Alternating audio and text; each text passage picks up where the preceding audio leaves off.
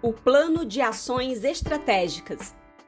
O planejamento estratégico é um processo no qual o empreendimento define os seus objetivos de médio e longo prazo e o caminho para alcançar esses objetivos. Planejar estrategicamente significa utilizar os recursos financeiros, humanos e materiais da organização ou empreendimento de uma forma eficiente. Então, o plano estratégico de uma organização deve ser revisado e adequado uma vez por ano. Para realizar o nosso plano estratégico, devemos trabalhar 4 etapas. Primeiro, a análise do nosso ambiente. Aqui, a pergunta é: onde estamos nesse momento? Segundo, quem somos? Aqui, falamos sobre a missão da nossa organização. Terceiro, para onde vamos? Aqui falamos sobre os nossos objetivos estratégicos. E quarto, como chegaremos lá? Nessa etapa, vamos elaborar o nosso plano de ação. Vamos começar pelo item onde estamos. Uma ferramenta importantíssima para analisar a situação atual de uma organização é a análise FOFA. FOFA significa fortalezas, oportunidades, fraquezas e ameaças. As fortalezas e as fraquezas são fatores internos da nossa organização. Isso significa que nós mesmos podemos controlá-las. As oportunidades e as ameaças são fatores externos que estão no nosso ambiente e que, portanto, não podemos controlar. Para fazer a FOFA, desenhamos uma matriz com 4 campos e vimos cada um dos elementos. Lembrando que as fortalezas e fraquezas são internas à nossa organização e as oportunidades e ameaças são externas. Como, por exemplo, para fortalezas, uma boa qualidade dos produtos ou uma situação financeira positiva.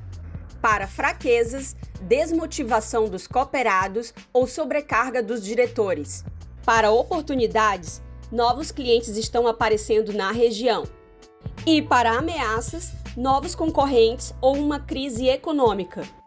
Depois de definirmos todos esses fatores, vamos definir as ações que precisamos implementar para usar as nossas fortalezas, aproveitar as oportunidades, eliminar as nossas fraquezas e neutralizar as ameaças.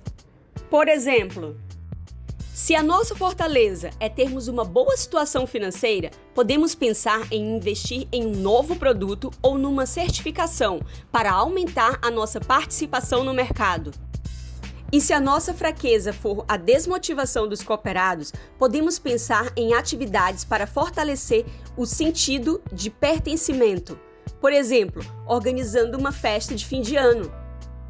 Se as oportunidades forem os novos clientes potenciais, podemos procurar o contato com eles e enviar amostras dos nossos produtos.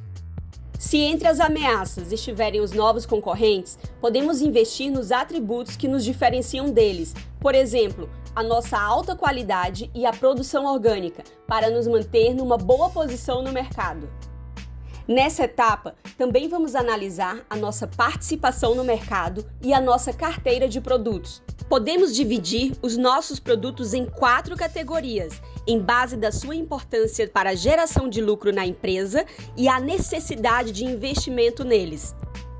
Os produtos vacas leiteiras são produtos que geram muito lucro, sem necessidade de investir muito. Por exemplo, as amêndoas de cacau fermentados. Os produtos estrelas são aqueles que geram muito lucro, mas precisam de muito investimento. Por exemplo, a manteiga de cacau. Já os produtos pontos de interrogação são aqueles que precisam de um investimento alto, porém não geram ainda muita receita. São produtos novos, recém-lançados ou inovadores.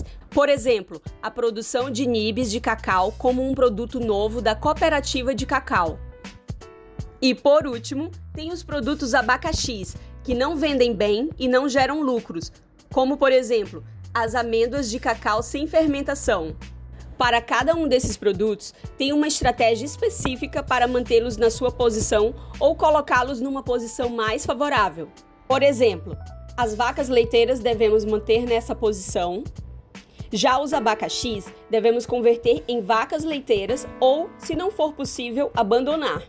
As estrelas devemos converter em vacas leiteiras da forma que os altos investimentos se amortizem.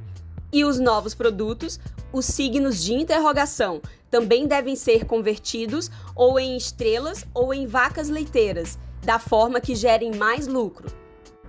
A última atividade dessa etapa é o diagnóstico das áreas funcionais da nossa organização. Nela, vamos olhar para os diversos setores da nossa empresa e refletir o que funciona bem e o que não funciona tão bem em cada um deles. Podem ser, por exemplo, a área comercial.